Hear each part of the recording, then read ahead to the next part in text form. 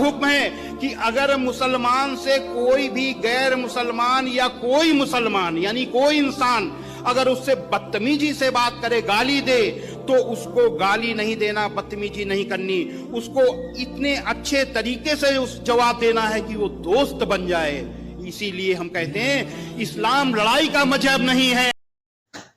Hello everyone, good morning. और मैं हूँ रीना और आप देख रहे हैं वायरल वीडियो। मैं आपको मैं एक मोहतरमा को दिखाने जा रही हूँ। क्या बोल रही है वो, एक बार देख लीजिए। की बात नहीं लिखी हुई है कि 1 घंटे के लिए सेक्स करो और छोड़ दो तलाक दे करके। ये भगवत गीता नहीं बताता है।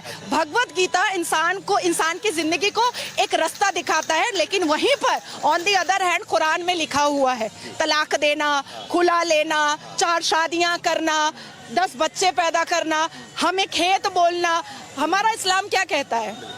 मुसलमान लड़कियां जो है ना, वो मर्दों के लिए खेत है। अच्छा।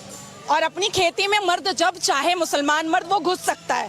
अच्छा। मतलब हम तबेला भी हैं। हाँ। क्योंकि निकाह का इसका मतलब है जो हमारी कुरान में लिखी हुई चीज़ें हैं वो गलत है और जो इनकी गीता में है वो सही है। तो आप लोग एक चीज़ को सोचिए, अगर जो मणिपुर में जो घटना हुई है वहाँ जो इतनी अश्लील घिनौनी गंदा काम करने वाला है वो कौन था? कौन था? सनातन धर्म से था। जब उसमें इतनी अच्छी चीज़ें सिखाए गए तो ये कौन है फिर? इनके भी कोई अलग किताब होते हैं, इनका भी कोई अलग धर्म है। कौन से धर्म में से है वो? आप एक बात बताओ, इतनी घटिया घिनौनी काम हमारे देश को आज़ाद होने के बाद पहली बार इतिहास रची गई इस तरह की गंदी कामों में। ये बात तो मानते होंगे। उस सनातन धर्म की इस कदर तारीफ कर रहे, क्यों नहीं करेंगे? वकील है, इनको पैसा सिर्फ हिंदू धर्म की तारीफ करने की मिली। मुसलमानों ने खिलाई नहीं, पैसे खिलाना चाहिए था। वकील का जो काम होते हैं ना, वो तो पैसों से होते हैं। जो अच्छी पैसे देंगे, अच्छी रकम देंगे, उसके खिलाफ बोलेगी। जो जनता है भारत की, जो भारत की पब्लिक है, उनको भी दिख रही क्या गलत है और क्या सही है और क्या on the other hand Quran में लिखा हुआ है तलाक देना, खुला लेना, 4 शादियां करना, 10 बच्चे पैदा करना, हमें खेत बोलना। हमारा इस्लाम क्या कहता है? मुसलमान इसने जो इस वीडियो में आप देख रहे हो, जो इसने इसमें ये बोले, जो कुरान में लिखे 4 शादी की, 10 बच्चे की। तो एक बात बताओ, कुरान में अगर इसने कुरान पढ़े हो और इसको पता है तो इसमें कुरान में ये भी तो लिखे 4 शादी तब कर सकते हो जब आपकी पहले वाली बीवी की मर्जी हो, इजाज़त हो, तभी 4 शादी कर सकते हो। उससे पहले अपनी मर्जी से नहीं कर सकते हो। और यही रही बच्चे की बात, तो किसी की धर्म की किताब उठा के आप पढ़ लो। कोई भी अगर महिला प्रेग्नेंट होते तो उसकी बच्चा जो है, हम उसको, जो हमारे धर्म में होते ना, उसको बोलते हैं किसी की जान लेना। और किसी की धर्म जो है वो ये नहीं सिखाते किसी की जान लो। तो ये धर्म की, हर किसी की धर्म की किताब उठा के देख लो, ये धर्म की जो होते हैं वो धर्म में ये इजाज़त नहीं देते। धर्म को तो आप छोड़ो, आप कानून पे आ जाओ। कानून भी इस चीज़ की इजाज़त नहीं देते, कोई बच्चे गिराना, कोई अबॉर्शन कराना, इस तरह की जो दवाइयाँ रखते डॉक्टर, उस पर रोक है। फिर हालात मैं मानती हूँ जो लोगों ने पहले की लेडीज़ें थी 2002 में, 2004 में, 5 में, उस टाइम जब हमारे भारत में ये चीज़ें इतनी बड़े बड़े डॉक्टर नहीं थे। गांव की जो आसपास लोग गांव में जो रहते थे उनके आसपास कोई डॉक्टर की वो नहीं थे। लेडीज़ जो थी बहुत ज़्यादा शर्मीले होया करते, ज़्यादातर गाँव के अंदर रहते थे, वो इतनी बाहर नहीं जाते थे। जैसे आज के टाइम में लेडीज़ को इतना ज़्यादा खुला, टेक्नोलॉजी बढ़ चुके हैं, लेडीज़ इतने आगे बढ़ रही है, तरक्की कर रहे हैं, पढ़ रहे, लिख रहे, लोगों के अंदर इतने दिमाग आ चुके हैं। तो कहीं ना कहीं जो पहले जो लोग करा करते, इतने बच्चे ले लेते थे। और ये सिर्फ मुसलमान धर्म में नहीं है, आपको मैं हिंदू धर्म में भी दिखा दूंगी। एक लोगों की 6, 5, 10 बच्चे उनकी भी धर्म में हैं। तो ये सिर्फ मुसलमान को क्यों टारगेट करी जा रहे हैं, आप ये बता दो। दूसरी बात, जो उस टाइम की महिलाएं थी तो वो इस तरह की जो दवाई है, सुई, ये चीज़ें उस टाइम नहीं चलते थे। आप सारी तरह की चीज़ें को, पेटी हो गया, 6 महीने गारंटीड वाली सुई हो गया, बहुत तरह की चीज़ें भी हो रहे। तो आप जो आप अगर आप देखोगे चाहे मुसलमान में हिंदू में लोग 1 या 2 इससे ऊपर नहीं ले रहे। फिर 2 महंगाई है तो लोगों को दिख रहे पढ़ाने लिखाने में और खाने खर्चे में इतने बच्चे लोग अफोर्ड नहीं कर सकते। इस वजह से वो खुद ही खुद अपना 1 बच्चे 2 बच्चे चालू कर दिए। तो ये चीज़ आप गलत बता रहे हो।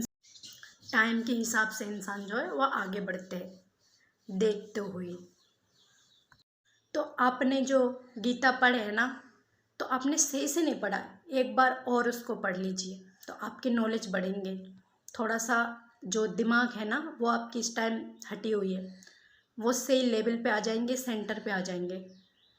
ये मेरी तरफ से सलाह है आपको फ्री खाने की बात उछल उछल कर बोले, इसका मतलब है कि वो अपनी आंखों से गलत जगह पर देखता है, तब इस्लाम खतरे में नहीं आता है। मुसलमान मौलवी मुल्ला अनल सेक्स करता है मदरसे के अंदर, छोटे छोटे बच्चों के साथ छोटी छोटी बच्चियों को गलत तरीके से पकड़ता है, तब इस्लाम खतरे में नहीं आता है। मुसलमान मर्द हलाला के नाम पर लड़कियों से बहू बेटियों से प्रोस्टिट्यूशन करवाता है, तब इस्लाम खतरे में नहीं आता है। मुसलमान मर्द बैठ करके मस्जिद के अंदर जोर जबरदस्ती तलाक करवाता है और दैन मोहर भी उसको लड़की को नहीं देता है, तब इस्लाम खतरे में नहीं आता है। मुसलमान मर्द जब तलाक देता है तो छोटे छोटे बच्चों को औरत के हवाले फेंक करके खुद दूसरी शादी कर लेता है, तब इस्लाम खतरे में नहीं आता है। पर लड़की अगर हंस भी दे तो इस्लाम खतरे में आ गया है। भैया इतना मुंह खोल के मत हंसो, वजू टूट जाएगा।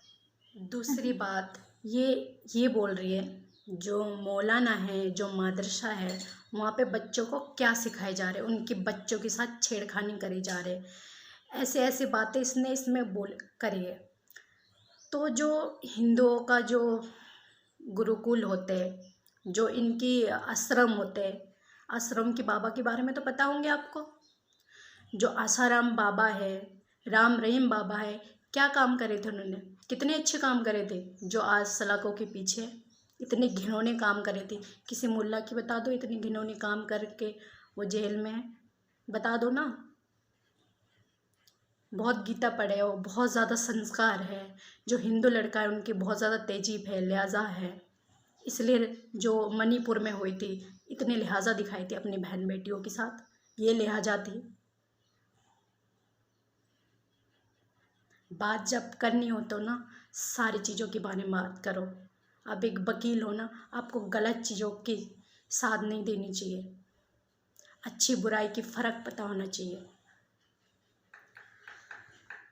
औरत होने के बावजूद और अपनी जिंदगी का 13 साल एक विधवा की जिंदगी जीने के बावजूद मैं कहती हूँ कि अगर जिंदगी ने मुझे दूसरा मौका दिया शादी, अपने देश की सेना के विधवा होना कबूल करूंगी, लेकिन किसी ठरकी मौलाना मौलवी और मुसलमान जो 72 वर्जिन हूरों का लालच रखते हैं उसके साथ निकाह पढ़ना मैं कबूल नहीं करूंगी। बोल रही है जो मैं एक 13 साल विधवा रहने के बाद अगर ज़िंदगी ने मुझे दोबारा मौका दिया तो मैं किसी ठरकी मौलाना या मुल्ला से शादी नहीं करना चाहूँगी। क्यों चाहेंगे? क्यों इनको तो बाबा राम रहीम पसंद है, बाबा आसाराम पसंद है, जो मणिपुर में छेड़खानी करे ऐसे लोग पसंद है, तो इनको क्यों ठरकी मुल्ले पसंद आएंगे? बिल्कुल आप उनसे ही करिए शादी, उन जैसों के साथ ही रहिए, आप उसी की लायक है। आपकी जो सोच जो है ना वो वही उसी की काबिल है। बिल्कुल आपको कोई ज़रूरत नहीं है ठरकी मुल्लाओं से शादी करने की। आप सनातन धर्म में खुश रहे, जिसमें मणिपुर के जैसे माँ बेटियों को नंगा घुमाए जाते, ऐसे धर्म में आप खुश रहेंगे। जिसमें बाबा राम रहीम जैसे जो आश्रम चलाए जाते और बच्चों के साथ रेप करे जाते, कितने घिनौने काम करे जाते, आए दिन नई लड़कियां लेके आते। आप बात करते ना मुसलमान मरने के बाद 72 हूर, पहली बात तो ऐसी बात कहीं लिख नहीं रही है, आप उसी में रहे। और जो बाबा आसाराम हैं उन्होंने भी 72 हूर के साथ अपने आश्रम में जो है ऐश करे, उनके बारे में नहीं बोलेंगे क्योंकि जो आपके सनातन धर्म में आपके जो हिंदू भाई है उन्होंने आपको बहुत मोटी रकम दे रखे है। क्योंकि हम पिक्चरों में भी जो वकील होते हैं ना उनको हमने अक्सर देखा है, जहाँ भर भर के पैसे मिलते हैं ना उसी का वकालत करते, चाहे वो झूठा को सच को झूठा बना देते। तो वही हाल है आपका भी, दिख रहे जो पिक्चरों की जो जो एक्टिंग होते, रोल होते, वो अभी सच होते हुए दिख रहे हैं हमें, और ये सच कहानी होते पिक्चर में किसी न किसी की। मरने के बाद तो पता नहीं क्या होंगे, किसी ने देखा नहीं, किसके साथ क्या होंगे नहीं होंगे, कैसा होते नहीं होता है, ये चीज़ किसी को पता नहीं।